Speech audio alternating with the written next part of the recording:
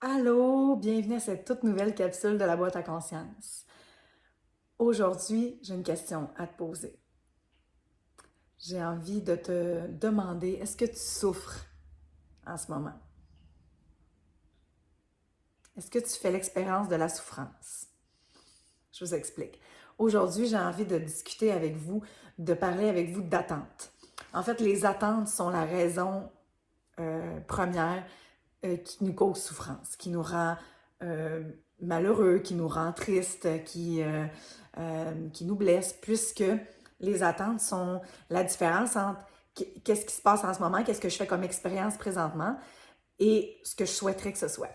Donc, je suis dans la comparaison. Je suis dans la comparaison parce que j'ai des attentes. J'ai des attentes envers moi, j'ai des attentes envers les autres. Les autres, j'ai l'impression que les autres ont des attentes envers moi et j'en fais ma réalité, j'en fais ma vérité.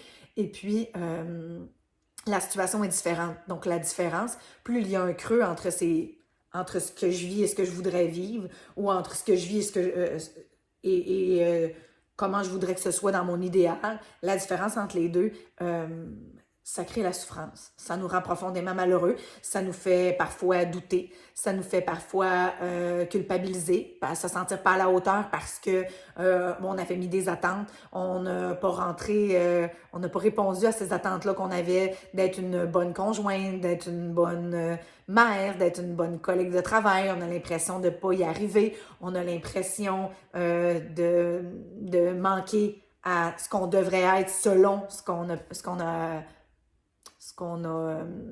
agrippé comme croyance qu'on devait être ou ce qu'on a l'impression que les autres attendent de nous. Et puis là, on souffre.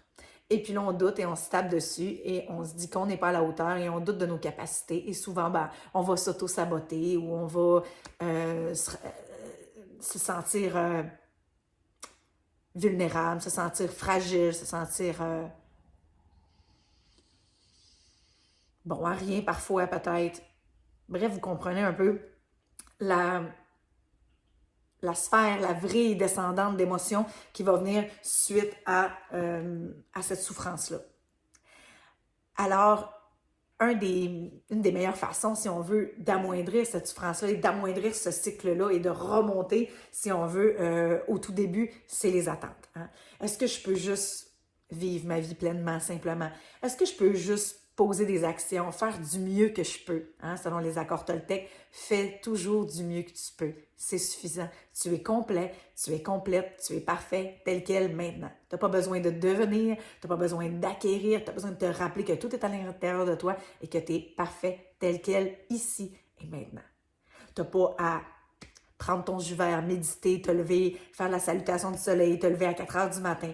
Tu n'as pas besoin de t'entraîner 7 jours sur 7. Tu n'as pas besoin de perdre 20 livres. Tu n'as pas besoin d'avoir un nouveau poste. Tu n'as pas besoin de faire toutes les compotes, les purées de ton bébé, d'allaiter pendant 2 ans. Tu n'as pas besoin de méditer chaque jour. Tu n'as pas besoin de faire l'amour à tous les jours pour rentrer dans un cadre où penser que quand tu vas avoir atteint ça, tu vas être heureuse. Quand tu vas avoir atteint ça, tu vas être devenue. Tu es déjà, maintenant, parfaite, complète, telle qu'elle. Il suffit de t'en rappeler. Il suffit de nourrir cette émotion-là et de nourrir ce sentiment-là de complétude, de paix d'esprit pour que ce soit plus léger, plus facile. Et peut-être même que tu vas accomplir encore plus de choses que tu aurais pensé accomplir dans ta to-do list. Quand tu laisses juste aller, pas de stress, nourrir cette aisance-là. Hein? Vous allez me dire, ben oui, mais Marie-Ève, tu sais, j'ai besoin de rendre des comptes à mon supérieur, j'ai besoin de rendre des comptes. Oui, OK, fine. Bon, tu as une liste de tâches à faire.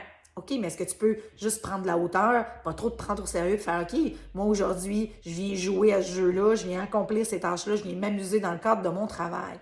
À partir du moment où je fais ce que je peux, ce que je fais, je donne de mon meilleur, avec une noblesse de l'intention, si à la fin de la journée, j'ai pas accompli tout ce que j'avais à accomplir, ben j'ai pas à me taper dessus. J'ai pas à me sentir coupable, à me douter de moi ou à me trouver pas bonne. J'ai simplement à dire, OK, gars, voilà ce que j'ai fait comme expérience aujourd'hui. J'ai accompli seulement le 3/4 des tâches que j'avais à accomplir. Demain est un autre jour, j'ai fait de mon mieux.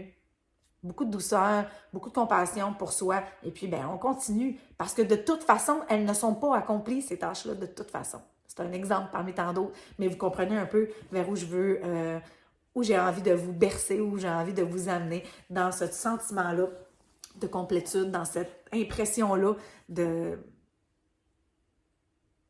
toucher à un sentiment de paix profond, de savoir que peu importe ce qui arrive, il n'y a rien de trop grave, puis qu'on fait toujours de notre mieux, puis les choses vont se passer exactement comme elles doivent se passer. Parce que est-ce que tu es assez intelligent et conscient pour prendre conscience que peut-être que c'est exactement ça qui doit arriver? Tu avais exactement à pas accomplir toutes tes tâches pour une suite d'actions qui vont arriver, qui vont finir par t'amener peut-être que oui, peut-être que non, à quitter ton travail pour un travail meilleur. Et si c'était ça le plan de la vie présentement pour t'amener à la reconnexion de quitter et pour te mettre des étoiles dans les yeux et t'amener sur ton X encore plus. Peut-être que oui, peut-être que non, mais tout est toujours parfait. Tout se passe exactement comme doit se passer. On a juste à s'enlever du chemin, à laisser la vie couler et à être, tout simplement, et à vibrer qui nous sommes, puisque nous sommes parfaits et complets, tels quels, maintenant. Je te souhaite une belle journée. Je te dis à bientôt.